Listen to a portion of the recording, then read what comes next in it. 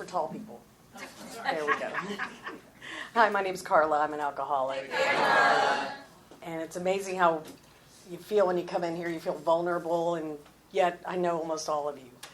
And a lot of you have seen me grow up in public, and I'm very grateful for that.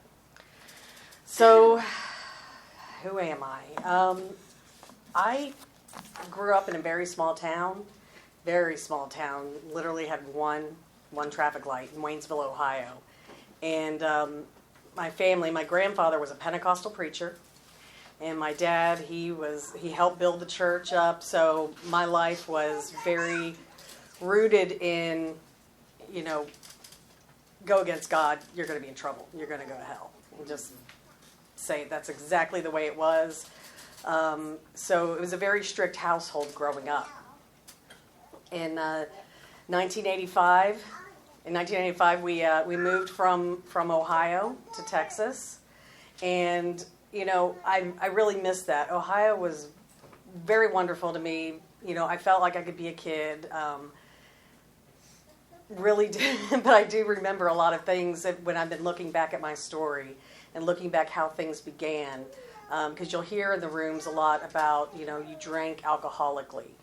Well, alcoholics do a lot of things alcoholically. And, I was 10 years old when I moved here, and oh my goodness, I look back and I remember my dad and his best friend. He was walking around the perimeter of the house. We lived on a couple acres, and his friend would always throw out his cigarettes, but not stomp them out. So here I am, 8 and 9 years old, running over there to get the cigarette and take a little drag off of it. And I loved it. I absolutely loved it. And we had a neighbor friend that one of my best friends, her and I would go over there and steal her cigarettes. And I mean, gosh, what do you do?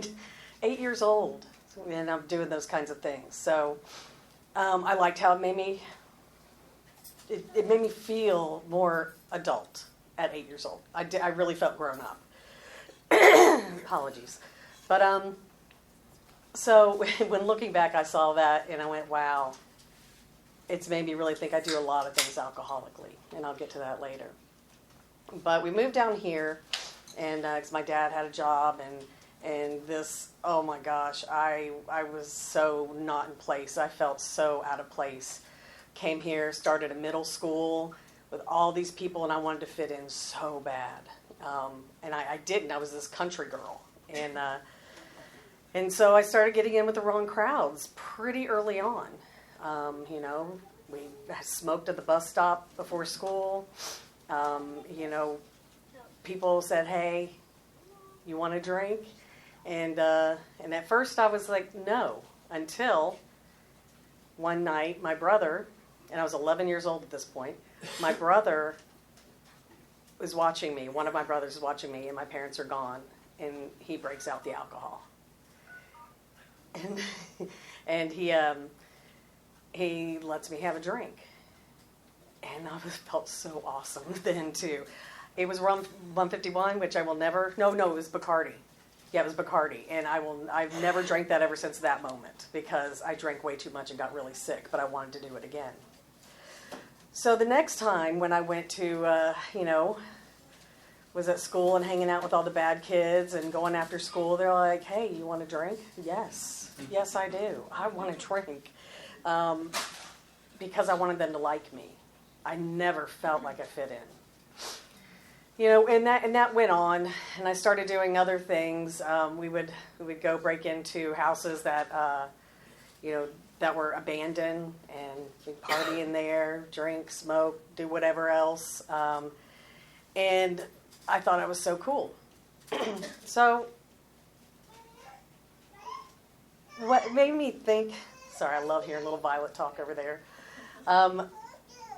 It made me, think when I was recalling this in my head, I'm like, gosh, I was so stupid. I was so young. I felt like I was so grown. And I definitely wasn't. So going on through high school, it was kind of more the same. And oh, by the way, I will, this is something that me and my sponsor have in common. We both got suspended from school for drinking in junior high, and that was fun. Got to spend like 3 or 4 days, had to go to a therapist, all that fun stuff, and I denied it. My mom truly believed I'd never drank during that 8th grade dance. Oh, God. Yeah. So, speaking of, I didn't really get to the parents part because I'm nervous as heck, so it's just flowing. Speaking of my mom and dad, I said my dad, he had a job, but he also, worked helping out the church and preaching when my grandpa wasn't there, and my brain is going. I'm sorry, but yeah. So, anyways, my mom. I didn't know anything about alcoholism. Now, my mom would always tell us, don't drink. That was it. Until we get gatherings like Christmas time, Thanksgiving, and I had an Uncle Bill, and most people in here call them like drunkles, right? So he was Uncle Bill, and you could always tell when he's had a few too many because he would come and hug you so deep that you're like suffocating in his chest, and everybody would just say, "Get away from Uncle Bill, just get away from him." And that was my experience with alcohol until my brother. So now, back up to my brother giving me drinks. And I got to see him drunk. So now it's kind of like a secret bond, right? There's a secret bond of, hey, you drink, so you can't tell mom, so, you can't get in trouble, right? And so I would help him whenever he came home. And he would be obliterated. And I would have to help carry him up the stairs, hide all the evidence of everything. And I was truly my brother's keeper. He's 5 years older than me. And then that's what I thought drinking looked like. I still didn't know anything about alcoholism, but that's what drinking looked like. So when I started drinking more and more, that's what I expected. Go drink till you pass out, and that's what you do. So, regroup for a second.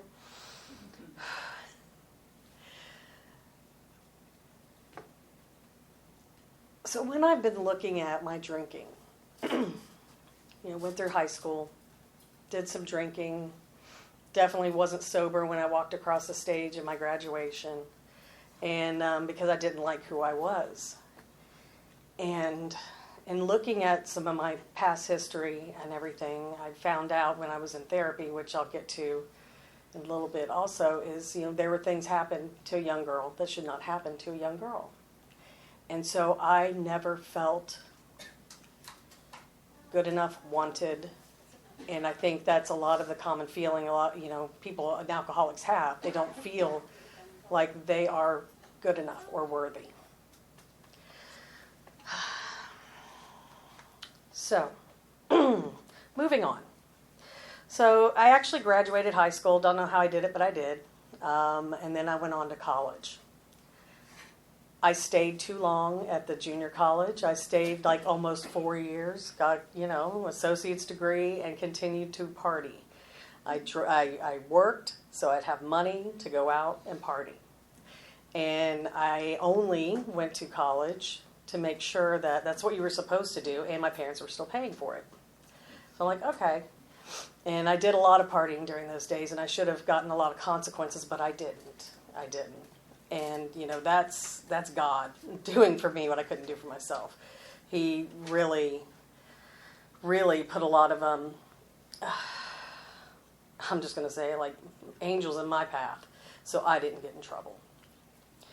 So I finally went off to, I was set to be married. I was engaged and had a horrible breakup.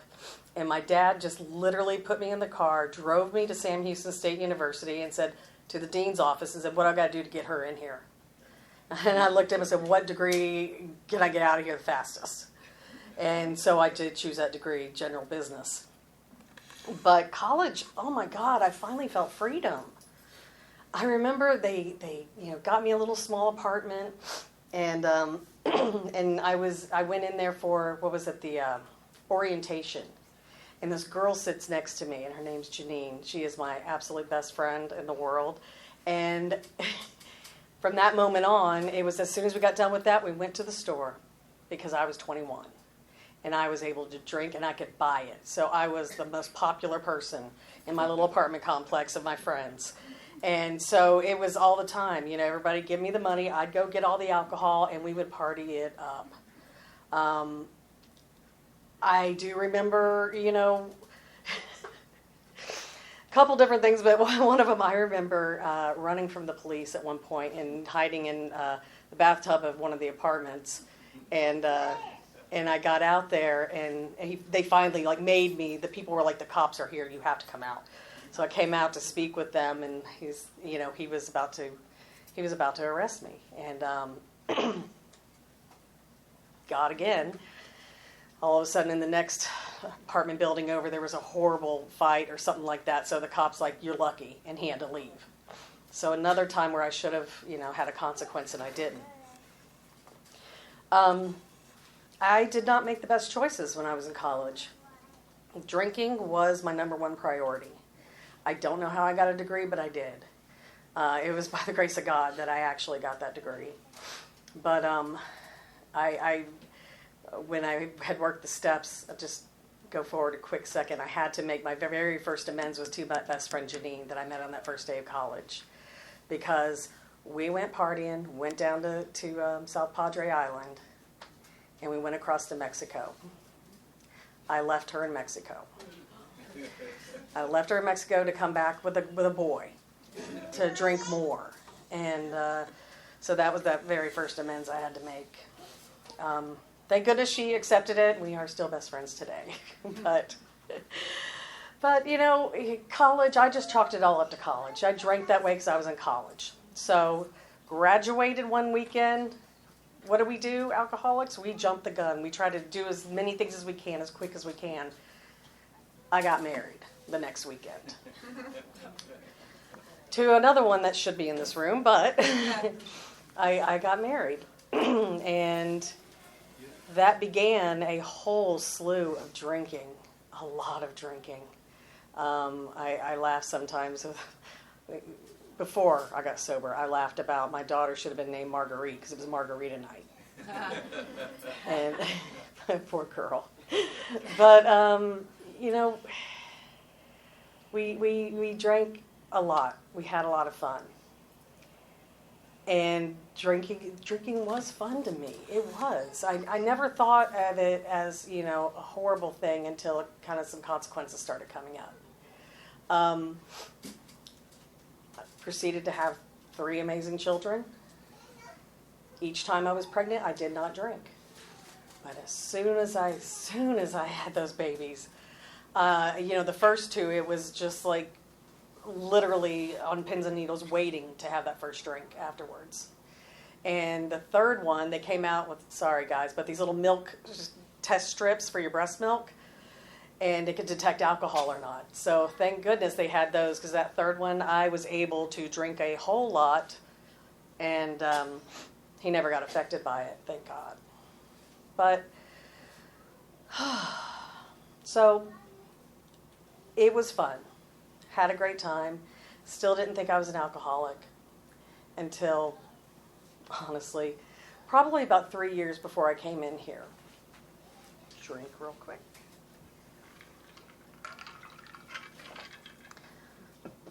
So about 3 years before I came in here, I was struggling. I was struggling with my marriage.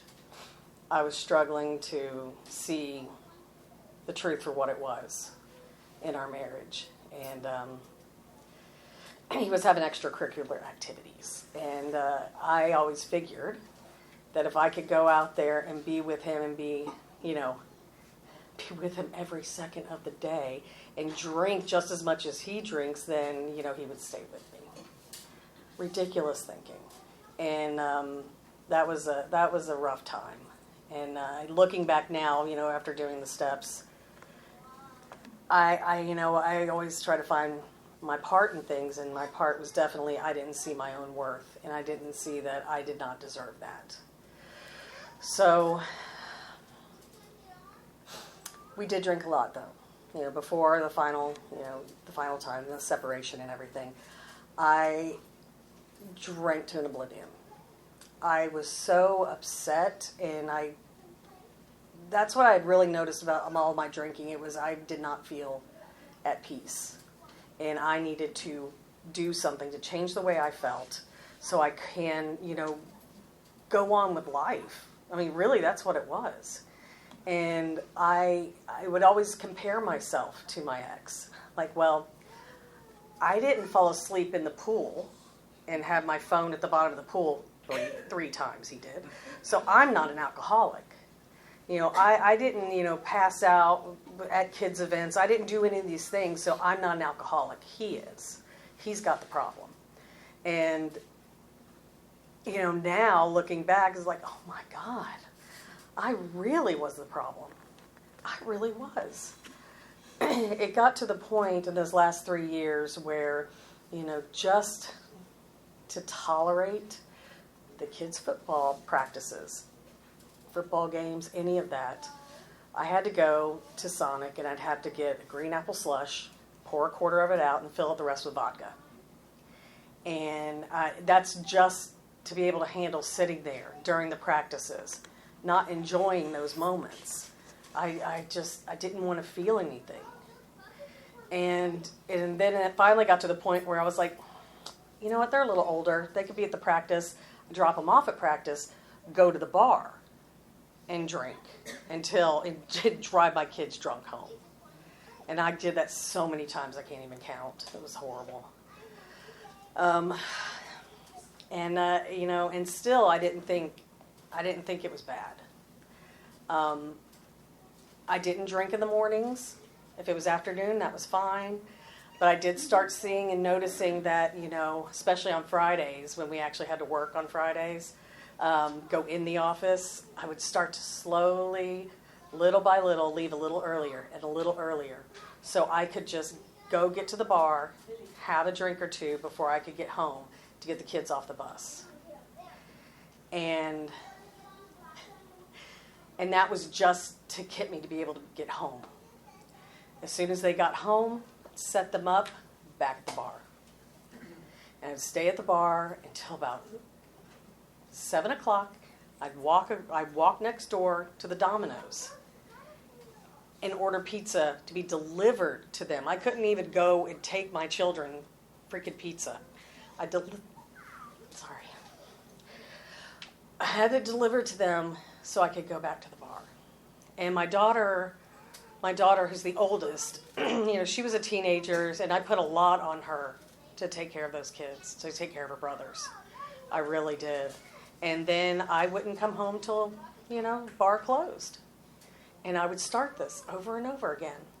And, it was somebody and I were talking about, Bloody Marys, and immediately went back to Sundays, Bloody Marys, Sport and Woody's. You'd go and you'd pay for your setup, and then you'd go and they'd have the whole spread, and you'd make your own Bloody Marys. And then, so Sunday was a whole day. It was a whole day of drinking. But I started having to drink earlier and earlier. A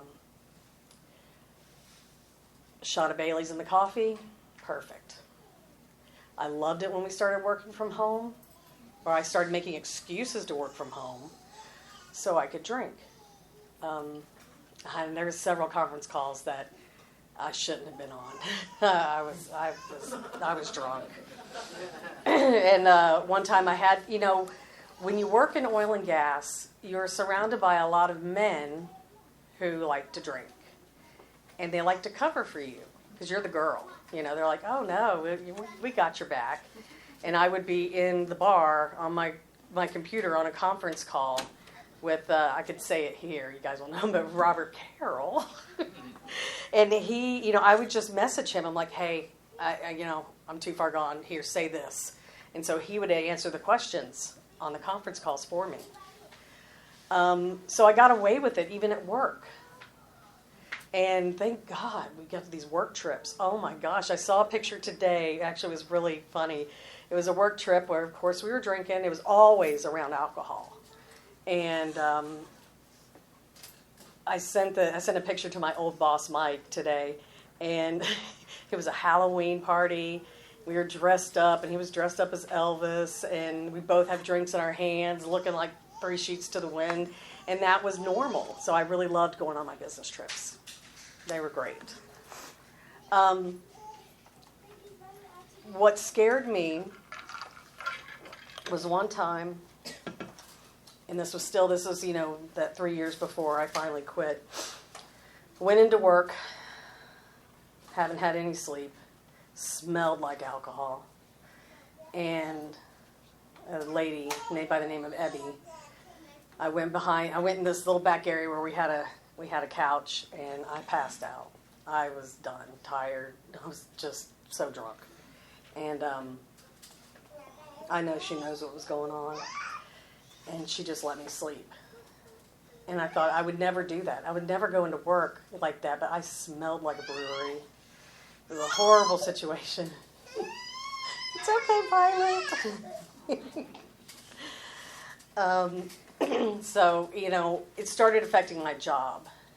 And so as it came, ramping up to when I came in the rooms, I was saying, Carrie spoke about someone gave her a nudge that I was coming in the rooms. I was seeing a therapist, and he was helping me, he never said I was an alcoholic. He never did. But, he let me talk things through, and I saw him for a full 2 years. But he was there. I came in there drunk, and he never kicked me out. He was an amazing man. And when finally, one night, it was the night my ex-husband had moved out, I had been drinking all day at a work event at Top Golf, driving on the way home, and me and a buddy, we carpooled. We stopped at a Bedrock Bar and just were doing shots. Went home, took a little nap, got up, told my daughter, hey, you mind if I go out? Then I went out to the bar, and I drank and drank and drank. I don't remember the last several hours of that night, but I do remember waking up on the side of the road, and a cop just, get up, wake up. And I apparently had hit another car. Thank goodness it was a slow roll, and they actually took off too. So I think they were intoxicated. But I got arrested, and I couldn't believe it. I just couldn't believe it. I mean, here I am. I've got my job. I've got my house. Yes, I'm going through a divorce, but I've got everything. I've got my children. What is going on with me? I don't belong here. And when I kind of really come to inside that, the holding cell, and I'm looking at the other women in there, I'm like, oh my God, why am I here? And I was just praying and praying and praying in that cell. And I'm like, please get me out of here. Please get me out of here. And then I didn't want them. They kept on messing up my last name. So back then, my last name was Eichmann. And they'd say Eachman. And I was like, fine, because my husband was a cop. He was HPD. And I know he'd probably arrested some of those women in there the night before. And I know this isn't needed, but I'm going to say it. I was so humiliated and degraded when I was there because I had to go and get the orange jumpsuit on. Well, they don't just give you some privacy. You're in there with a bunch of women, and they're doing all the checks on you and everything. And it was the most embarrassing thing to have to get in that orange jumpsuit. And then I was so scared. I was shaking, and they did a physical on me real quick, and they said, you got to go down to medical. I'm like, why? Go down there, the lady makes me put my hand out, shaking like a leaf. And she goes, honey, are you an alcoholic? No. No, I'm not an alcoholic. No way. And they had to give me something to, calm my heart rate down and everything. And within probably, it was the next day, I finally got bailed out. And I was so scared. I didn't know what to do. I do not suggest getting a DUI. I do not. It is so expensive. It is the most expensive thing I think I've had to pay for. But I went back to my therapist, and I told him what had happened. And he gave me one of his good friends who's an attorney. I used him. And then he finally said, do you think you have a problem with alcohol? I went, obviously. I mean, obviously. At this point, I couldn't deny it. I still didn't want to believe it, but I couldn't deny it. And so, yeah, he didn't even tell me anything except for, you're going to go to the Alano Club. It's right over here. You're going to go on Friday night, and Carrie's going to be your sponsor. I had never known anything about AA at all. At all. Oh, my gosh. So I came in here. I still remember exactly what I was wearing. I actually went to my old in-laws' house first, and because, one piece I haven't said in my story here is, both my parents are gone, so I didn't have them for support or help. And believe me, I drank through those. Whew, it was horrible. But I went to my ex-in-laws' house, and before I came to this meeting, and they're amazing people. Absolutely amazing. Actually, I have a bracelet here that she gave me on my first sober anniversary. It says, I can and I will. And I think about her all the time. Anyways, on to the funny part.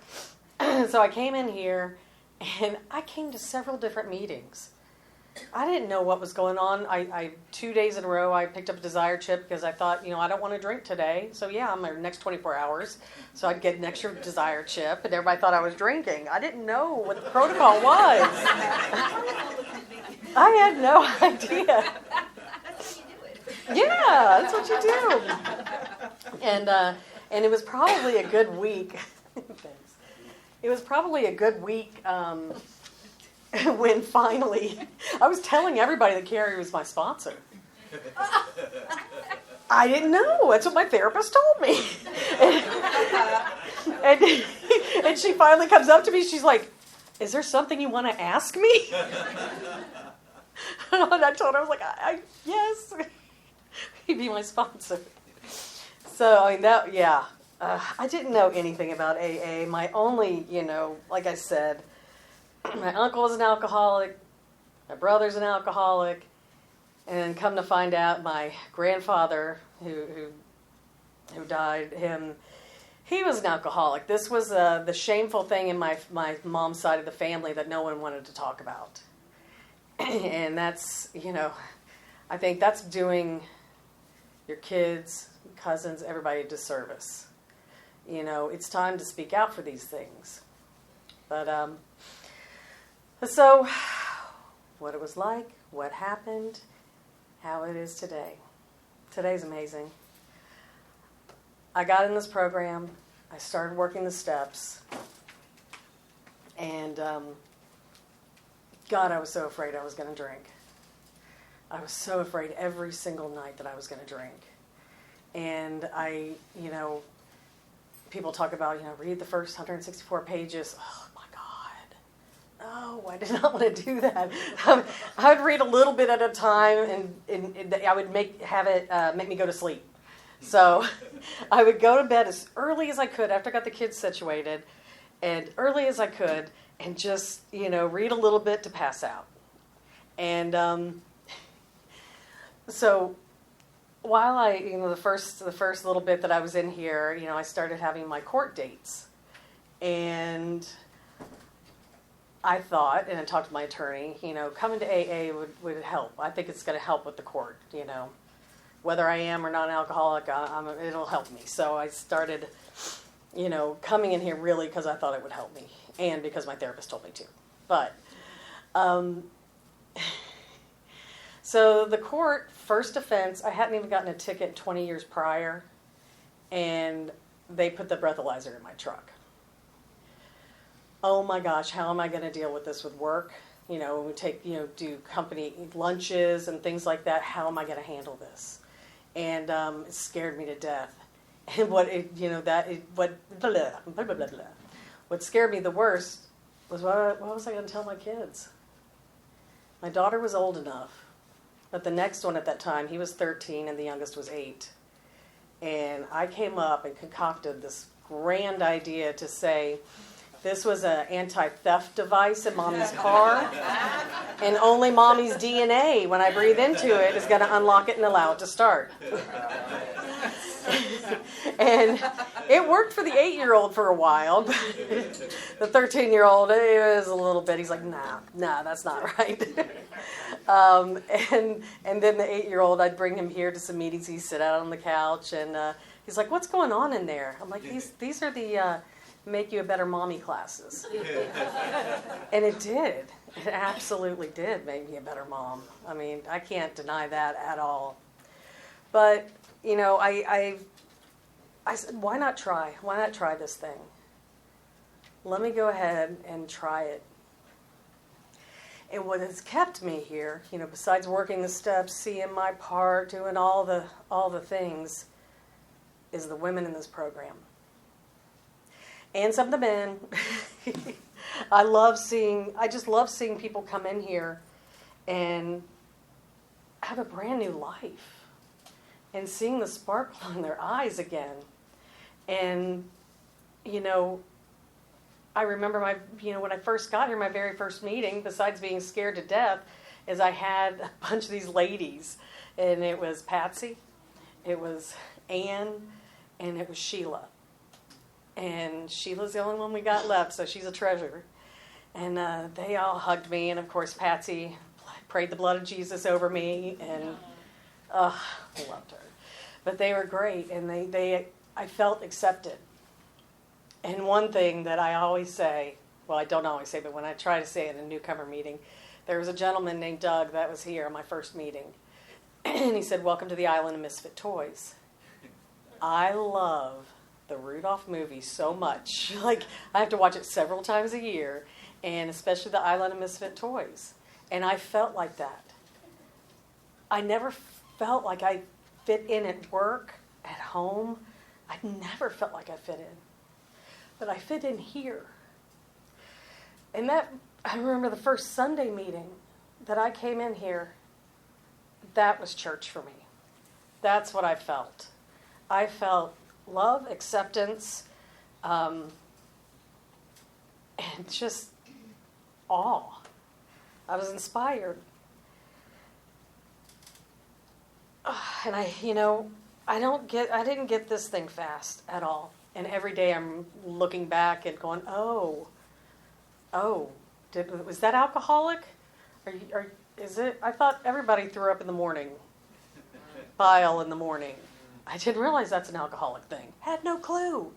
And I just learned that this past year, okay? And I'm 7.5 years sober. And so, I hear, sometimes quickly, sometimes slowly.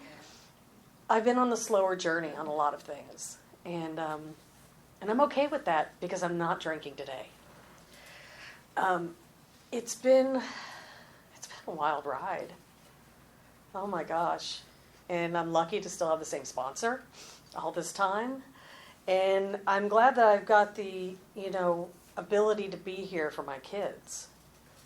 Like in a different role. Like if they're having problems. My 21-year-old, he's amazing. He'll sit there and say, okay, Mom, he's in college. And he's telling me, we're going to the square tonight, but, we're not driving. We got this. And, here's these friends' numbers. And just telling me that he tells me things, and that's amazing. I never told my parents crap. Oh my gosh, as many times as I went home drunk, I hit it a lot of times, but they don't. My daughter doesn't. We'll see what the 16-year-old does. He's actually told me he's already drank. His dad let him drink, so that's another story. But you know what? I know where they're at when they're at home with me, and I know they're safe, and I'm not drunk. I'm not like one time when my youngest was 4 years old. I'm outside in the pool, and I look over at the rooftop. I'm like, what is that? It was sunlight coming up over. It was morning. And then he comes out, and he's like, I'm hungry for breakfast. And I'm like, what the hell? I mean, I was still drunk in the pool. Normal parents shouldn't do that. And again, they don't drive drunk with their kids in the car. I should have gotten DUIs, like probably, let's be honest. 50. I drove drunk all the time because I was the most sober of our group. And that's pretty scary. But, I am glad where I am today. I am happy. And I'm peaceful. I remember probably a couple months in, one morning I woke up, it was Saturday morning, and I was scared to death. I was like, what is this? I had to call my sponsor. I'm like, what is this feeling? And she goes, honey, that's serenity. I didn't know what it was. I had not felt peace and calmness in my life up until that point. Because every day it was, where am I going to go? How am I going to drink? Does the kids got daycare? Or, is somebody going to be watching them? If I go to work, when can I get off so I can drink? Then it got to the point where in the morning I had a bottle of whipped cream vodka in the freezer that I would just go sneak into there and take a swig and come back out. I'm like, I feel good. Because I hated that feeling inside. That feeling inside of, you all know that feeling right before that first drink where you're just like, it feels like the insides are vibrating and nothing can stop it except for that first drink. And then it was ease and it was calm. And thank God I don't miss that. I don't miss that. I do not miss that one bit. Today is amazing. Today I can be there for my kids. I can be there for my friends. And I can be there to help, a woman walk them through the steps. That's what gets me excited today. It really does. I hate it when I see people walk out, but man, I'm excited when they return. I really am. It does my heart good.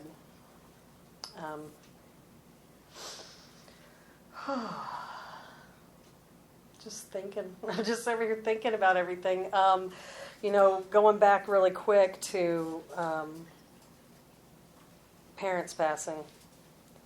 There was a lot of things. I talk about the pinnacle one of my stopping drinking was, when me and my ex got divorced after 20 years. But no, it was a culmination of many things that happened throughout that made me drink, not made me drink, where I chose to drink.